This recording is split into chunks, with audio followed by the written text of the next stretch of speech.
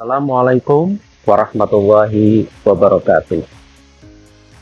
Salam dari kota Jenewa, merupakan salah satu kota atau ibu kota dari negara Swiss, salah satu negara Uni Eropa. Saat ini saya sedang berada di depan gedung atau kantor Perserikatan Bangsa-Bangsa yang ada di kota Jenewa, Swiss. Kita semua tahu bahwa Perserikatan Bangsa-Bangsa berpusat di kota New York, Amerika Serikat.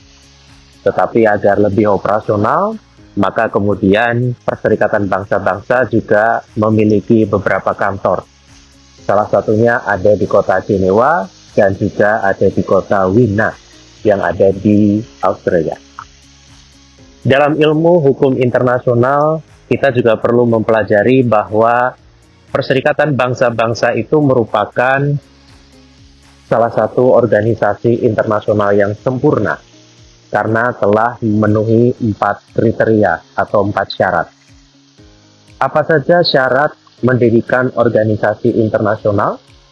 Yang pertama, bahwa organisasi internasional itu didirikan berdasarkan perjanjian multilateral.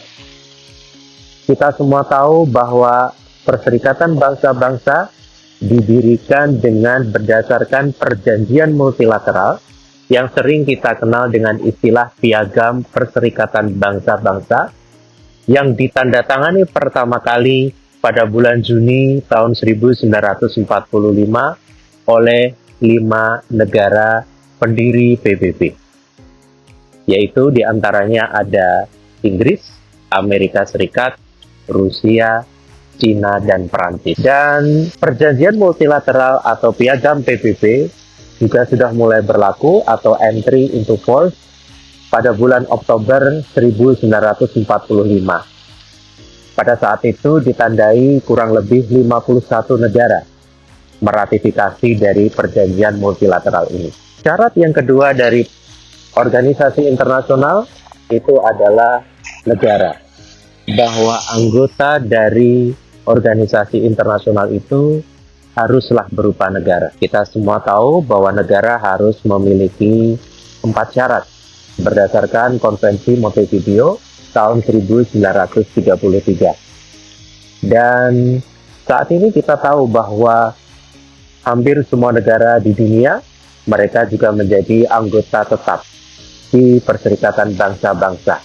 Indonesia salah satu di antaranya. Maka di belakang saya, di gedung ini, di kantor PBB ini, juga ada perwakilan tetap Republik Indonesia untuk Perserikatan Bangsa-Bangsa, dan para diplomat kita berupaya untuk mengemban misi-misi Indonesia, terutama sesuai dengan Konstitusi 1945, agar bisa dilaksanakan dalam rangka menjaga ketertiban dan perdamaian dunia. Karena misi yang dimiliki di dalam Konstitusi 1945 itu juga sejalan dengan misi yang ada di Piagam Perserikatan Bangsa-Bangsa. Syarat yang ketiga itu adalah memiliki sekretariat tetap. Organisasi internasional tentu saja memiliki sekretariat tetap atau headquarter atau kantor pusat sebagai pusat administrasi. Kita tahu bahwa Perserikatan Bangsa-Bangsa, meskipun kantornya ada di banyak negara, terutama organ-organ khusus PBB juga banyak kantornya, bahkan sampai ke Afrika di Kongo, maka kantor pusat tetap PBB itu ada di Amerika Serikat sebagai pusat administrasi, sebagai penyelenggaraan pertemuan tahunan, baik Majelis Umum ataupun Dewan Keamanan Tetap Perserikatan Bangsa-Bangsa, semua diselenggarakan di Amerika Serikat. Kantor pusatnya ada di sana. Meskipun operasional, pertemuan-pertemuan diplomatik, termasuk juga kegiatan-kegiatan lain, juga dapat diselenggarakan di kantor-kantor PBB yang tidak hanya di Amerika Serikat, salah satunya ada di kota Jenewa. Adapun syarat yang keempat, mereka memiliki struktur organisasi. Mereka organisasi internasional, sudah tentu mereka memiliki struktur organisasi yang jelas. Kedudukan tugas dan tanggung jawab serta kewenangannya pun sudah tertuang di dalam Piagam Perserikatan Bangsa-Bangsa. Kita tahu bahwa di PBB kita sering mengenal ada organ utama atau primary organ di United Nations yang sering kita kenal dengan istilah Dewan Keamanan Perserikatan Bangsa-Bangsa dan Majelis Umum Perserikatan Bangsa-Bangsa. Mereka memiliki resolusi, tetapi resolusi yang jauh lebih mengikat adalah resolusi yang dimiliki oleh Dewan Keamanan Tetap Perserikatan Bangsa-Bangsa. Sekali resolusi itu diterbitkan, maka kemudian secara mutatis mutandis mengikat bagi seluruh negara anggota Perserikatan Bangsa-Bangsa. Perlu kita ketahui bahwa organisasi internasional juga memiliki ciri lain, yaitu bahwa dalam penyelenggaraan organisasinya, mereka mendasarkan dan mematuhi hukum internasional. Itulah mengapa Perserikatan Bangsa-Bangsa menjadi salah satu organisasi internasional yang setiap hari operasional dan penyelenggaraannya mendasarkan aturan hukum internasional. Teman-teman semua, ketika nanti berkesempatan bekerja atau magang di Perserikatan Bangsa-Bangsa, maka secara otomatis akan tahu betapa hukum internasional betul-betul dijadikan dasar dan pegangan dalam perilaku sehari-hari organisasi internasional ini, baik dalam pertemuan-pertemuan skala kecil, pertemuan teknis, maupun pertemuan-pertemuan diplomasi yang skalanya sangat besar sekali. Di kota Jenewa ini, di belakang saya, itu adalah kantor Perserikatan Bangsa-Bangsa yang berada di kota Jenewa, Swiss. Dan ini sangat historis sekali. Ketika saya di sini, saya bisa menyaksikan langsung dan teman-teman juga di depan gedung Palais des Nations ini, itu ada kursi patah atau sering kita kenal dengan kursi patah atau kursi rusak atau broken chair. Apa makna dari patung kursi patah ini? Patung kursi patah ini dibuat oleh salah satu pematung yang ada di Swiss sebagai suatu tanda protes, karena pada saat itu banyak negara gagal untuk membuat perjanjian multilateral yang mengatur tentang bom darat. Kita tahu landmines atau bom darat yang digunakan pada saat Perang Dunia Pertama dan Perang Dunia Kedua itu menimbulkan banyak korban jiwa, terutama korban sipil.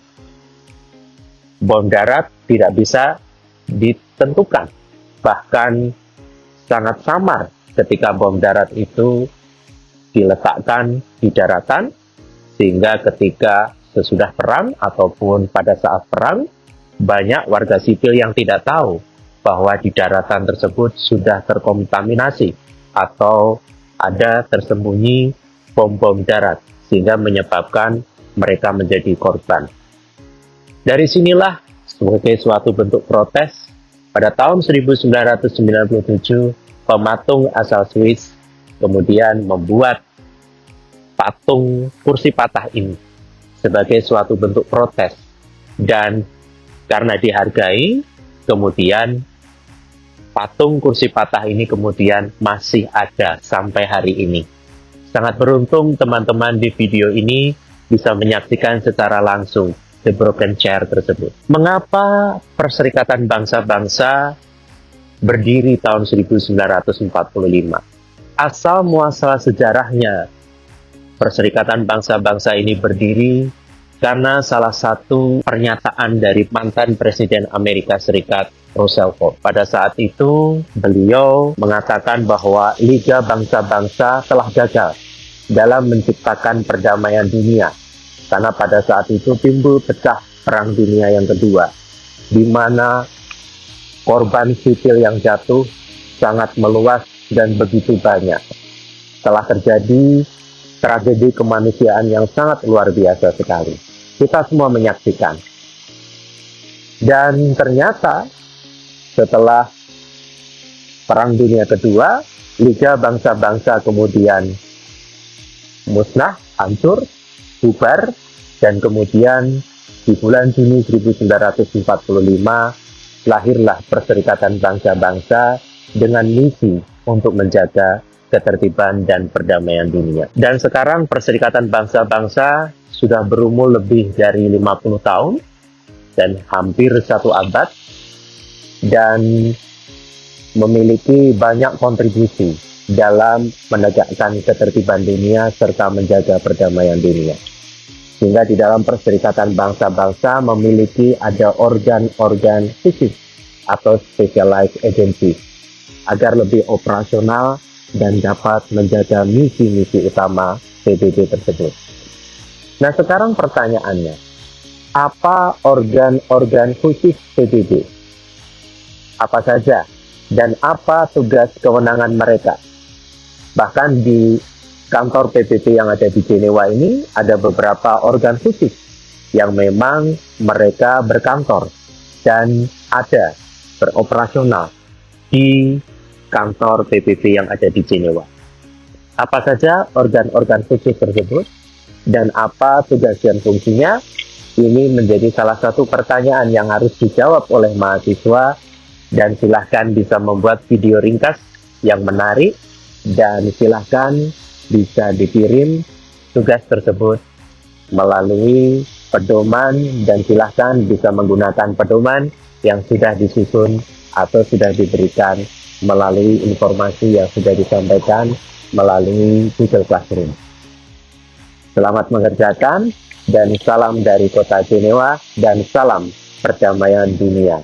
Assalamualaikum warahmatullahi wabarakatuh.